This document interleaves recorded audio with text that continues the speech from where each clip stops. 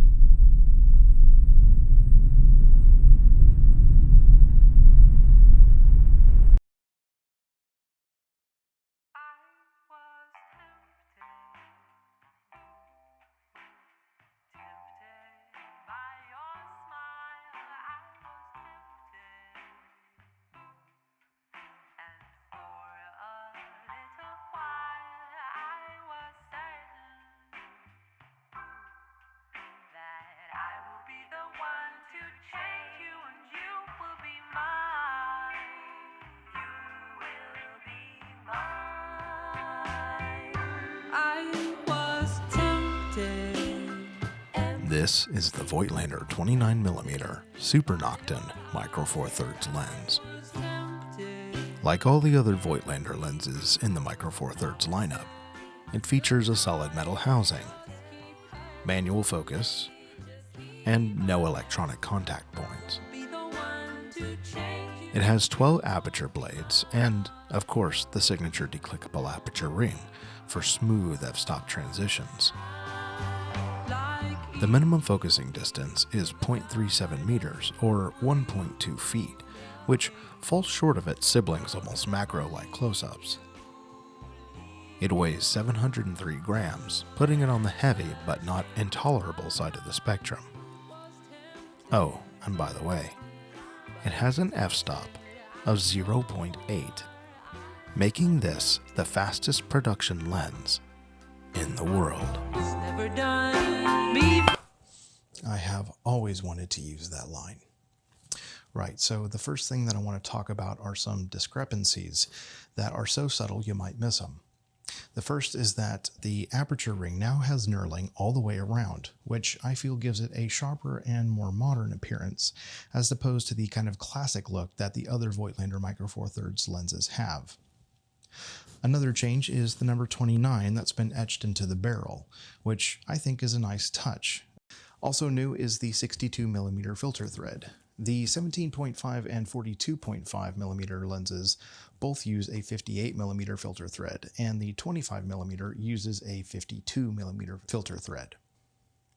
And then there's the biggest discrepancy of them all, the f0.8 aperture. Now, that isn't just marketing fluff. This really is the fastest production lens in the world. But it isn't the only crown that this lens wears. As far as I can tell, this is one of the most expensive lenses, if not the most expensive lens, that Voigtländer has produced for any mount in the last century, coming in at $1,800 US. And with specs like this and a price tag like that, I can't imagine this lens will remain immune from criticism, specifically from those who would suggest to buy a cheaper lens and speed boost it, as if that somehow makes them equivalent. So what does the f/0.8 aperture actually do for you? Is it a legitimate tool, or is it a party trick for bragging rights? Can the f/0.8 aperture actually justify its $1,800 cost? Well, after talking with my executive producer and saying that question out loud, I felt a bit silly, because the real question is, why is the world's fastest production lens so cheap? Well, to find out, I took it to a small studio in North Austin, where I set up a photo shoot.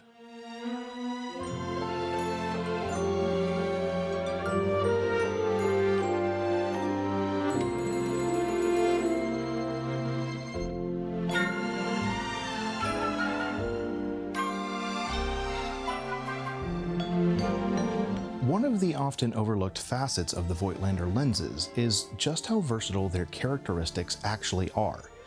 If you want a crisp, clean, modern look, you can stop down to f2, f2.8, and it's going to be tack sharp. But if you want a soft, silky, classic look, well, shooting at f/0.95 has been like having a blacknet diffusion filter built into the lens. So with that in mind, I wanted to do a photo shoot that would allow me to really put the 29mm through its paces. I wanted to do a photo shoot that would allow me to shoot at f/0.8 or f8.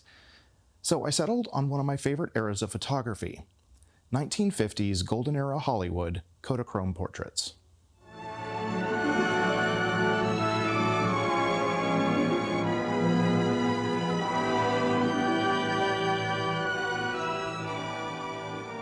So first we're going to talk about the weight and the build quality. And this lens is truly a marvel of engineering and is just as well built as ever with that metal and glass only construction. But unlike the rest of the Voigtländer lenses, the focus ring on my lens felt a bit stiff. It's still easy to turn but less fluid than I was expecting, and this is the first time that I can actually recall feeling a difference. The aperture ring, however, feels normal, and the click-declick is a test in self-control, as the clicks have a very svelte tactility to them. The weight seems to be evenly spread when not on the camera, but when it's on the camera, it does feel a bit front-heavy. However, like the 60mm, you don't really notice it in the moment, and it never proved to be a hindrance. Okay, so this one's going to be difficult, as the style that I chose to photograph doesn't actually feature any bokeh because I used mostly solid backgrounds. And also, due to the studio setting, there's almost no flaring. Whether this was subconscious or just an oversight, I really couldn't say. So instead I'll talk about the roll-off, and boy does this lens feature some of the best rendering roll-off I've ever encountered on any lens, let alone a Micro43rds lens. There's just something so incredibly pleasing about how, when shooting wide open, there is no harsh or quick fall-off. It's natural, elegant, but precise, which leads me to the sharpness. And I really wish that I could go in depth as to how this lens was constructed, or that I could tell you that it increased sharpness this many percentage points, but the honest truth is that I'm not a lens engineer. I have no idea how they managed to make this lens as sharp as it is wide open. The aspheric elements are truly doing the heavy lifting here, showing almost zero chromatic aberration, even at f/0.8, even at 200%, even at 300%. I showed these photos to a few cinematographer and photographer colleagues and was met with open jaws. It is truly remarkable how crisp this lens is, and by far and away blows the f/0.95 lenses out of the water for sharpness and control. I was really not expecting this, as everything I've ever watched shot on ultra-fast lenses turns into a giant blurry mess where the image just falls apart completely, and that is most certainly not the case here. However, when shooting wide open, there is a rather large color shift from greener tones to magenta tones, requiring a full white balance reset. It also does have some vignetting, but still at f/0.8, it's rather controlled. Beyond that, the f/0.95 lenses have the same color shift when stopping down, but as a set, they seem to use the same coatings, so there isn't a noticeable color shift when switching lenses. And speaking of switching lenses, I want to briefly touch on the comparison to the 25mm lens. And I have to wonder which came first, the idea of a 29mm lens or an F0.8 lens. My instinct says it's the latter because comparing it to the 25mm f/0.95, you begin to realize that this is a completely different beast. It's sharper, brighter, more refined, and more controlled in its image quality. I'll be the first to admit that I didn't understand why Voigtländer was releasing a 29mm when they already had a 25mm, but I'll also be the first to admit that despite the relatively close focal distance, this lens really slices its way through the rest of the group to prove itself worthy. And to tackle this kind of shoot where emulating the depth of field of the old 8x10 film slides commonly used in Hollywood portraits, I honestly don't think that there is another lens capable of producing anything remotely as accurate.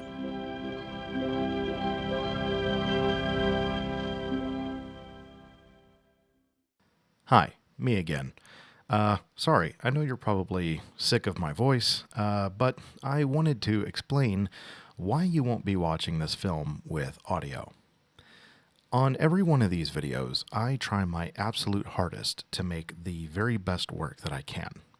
However, I am self-funded, and as much as I'd like to, I do not have unlimited funds to rent lenses, rent studios, models, wardrobe, etc. What this means is that occasionally, I run out of time. And this particular short was one of those occasions where I wasn't able to spend the amount of time that I needed to get the results that I wanted.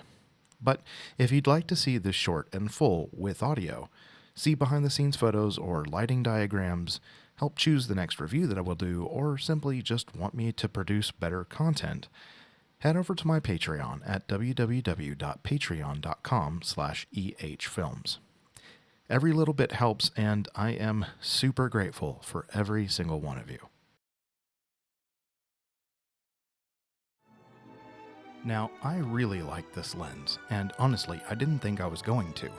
Even knowing the quality that Voigtländer produces, it still managed to surprise me. And that alone makes me want to continue to support Voigtlander's constant innovation and exploration of what's possible with the Micro43rds mount. To me, this lens is a very personal reminder that inside all of us there is a vast creative universe, and we have many ways in which to explore it. The Voigtländer 29mm may not unlock the cosmos, but it's a small move towards a brighter future.